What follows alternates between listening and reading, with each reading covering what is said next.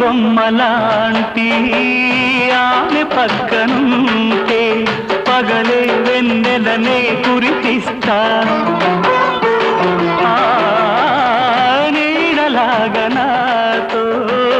ఏడడుగులు సాగితే ఇలలో స్వర్గంనే సృష్టిస్తా రసరమ్యం ఆ రాగ విలాసం రసరమ్యం ఆ రాగ విలాసం వసివాడదు అది ఆ జన్మాంతం అందమైన నా ఊహల మేడకు ఆవిడమణి దీపం అంది అందని నాశలకు ఆమె ప్రతిరూపం ఆ తలపే నా ధ్యానం ఆ అభినవ దేవత నా ప్రాణం